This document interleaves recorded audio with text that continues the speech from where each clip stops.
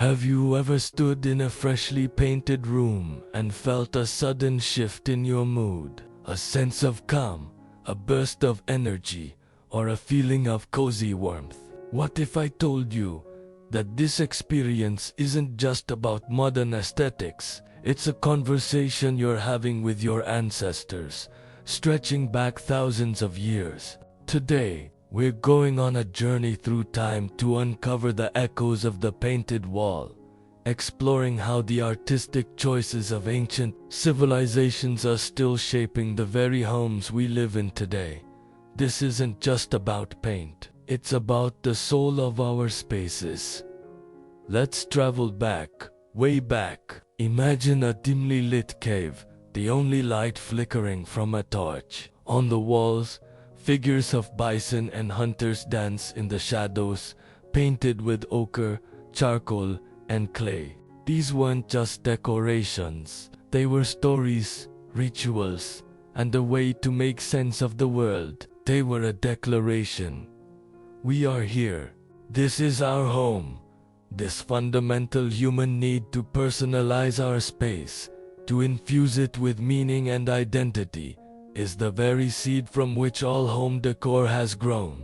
The Lascaux caves in France, with their vibrant and dynamic animal paintings, are a perfect example. These early artists used natural pigments to tell stories of survival, respect for nature, and community life. That primal urge to make a mark, to turn a simple shelter into a meaningful sanctuary, is the same impulse that drives us today when we choose a feature wall color or hang a piece of art.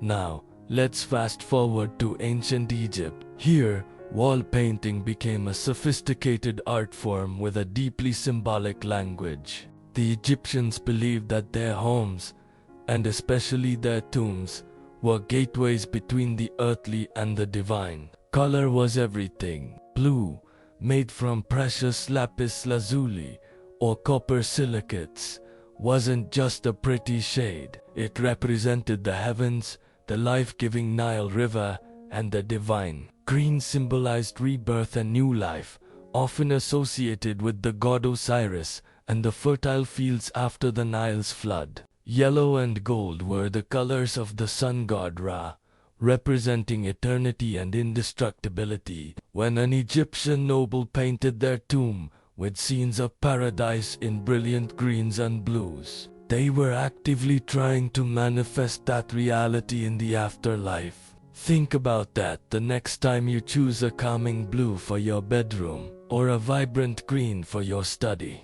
You're tapping into an ancient psychological playbook, using color to shape your environment and, in turn, your reality. The desire for a tranquil, heaven-like space is a timeless human aspiration. Let's journey across the Mediterranean to the Roman Empire. The Romans were masters of creating atmosphere. If you've ever seen the ruins of Pompeii, you've witnessed their genius firsthand. They used frescoes, a technique of painting on wet plaster, to create stunning, immersive environments. They didn't just paint walls, they painted illusions. A small, windowless room could be transformed into a lush garden with painted landscapes, complete with birds, flowers, and fountains.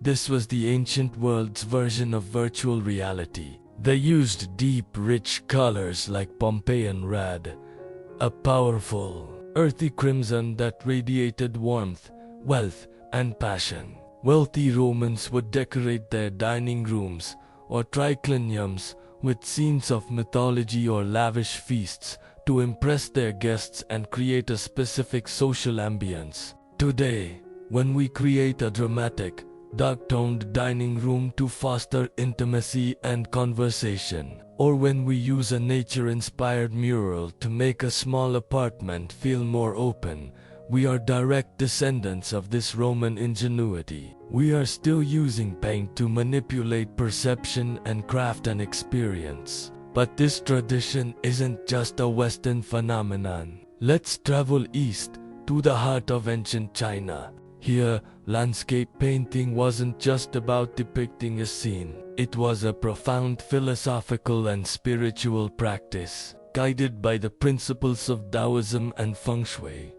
Art and space were seen as interconnected expressions of cosmic harmony. The goal was to capture the key, or life force, of nature. A mountain wasn't just a rock, it was a symbol of stability and stillness. A river wasn't just water, it represented flow and change. Colors were chosen with deep intention. Black, the color of the void from which all things emerge, was used for depth and mystery.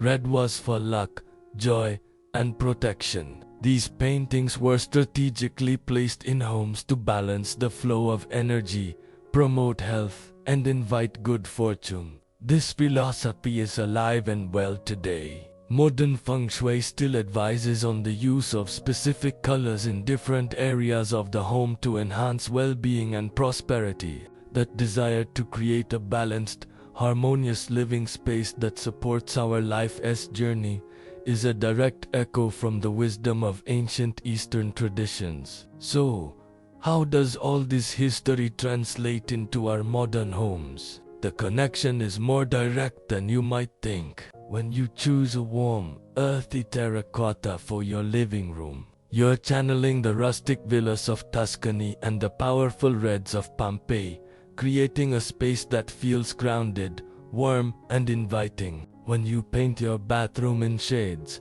of seafoam green and ocean blue, you're retapping into the Egyptian and Roman love for bathhouses and their association of these colors with water, cleanliness, and renewal. The modern trend of biophilic design, which brings elements of nature indoors through plant life natural materials and green and brown color palettes, is a direct continuation of the Roman desire to paint gardens on their walls and the Chinese philosophy of living in harmony with nature's life force. Even minimalist design, with its focus on neutral colors like white, gray, and black, has its roots in ancient philosophies. White, for instance, has long symbolized purity, clarity, and a blank slate, a spiritual concept found in cultures worldwide. It creates a space for mental clarity and focus, a modern-day monastery for our busy minds. What this journey shows us is that our homes are living museums. They are canvases that tell a story not just of our personal tastes, but of a shared human history. The colors we choose are more than just pigments in a can. They are carriers of emotion, culture, and ancient symbolism. They are echoes of our ancestors' hopes, fears, and dreams for what a home should be: a place of safety, a source of inspiration, a reflection of our identity, and a sanctuary for the soul. The act of painting a room is an act of connection. It's a dialogue with the past and a message to the future. It's a powerful reminder that while styles and technologies change, the fundamental human need to create a meaningful and beautiful home is truly timeless. So, the next time you pick up a paintbrush or a color swatch, take a moment. Think beyond the latest trend. What story do you want your walls to tell? What energy do you want to cultivate? By understanding the deep history behind our design choices, we can decorate our homes with greater intention, creating spaces that don't just look good, but feel profoundly right. Thank you so much for joining me on this journey through time. If you found this exploration of history, art, and home inspiring, please give this video a thumbs up. And don't forget to subscribe and hit that notification bell so you won't miss our next deep dive into the stories that shape our world. I'd love to hear your thoughts in the comments below. What color tells your story? Until next time, happy decorating.